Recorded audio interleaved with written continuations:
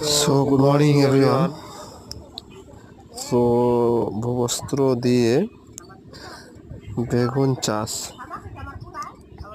আপনারা দেখুন, বেগুন গাছগুলো কি সুন্দর হয়েছে।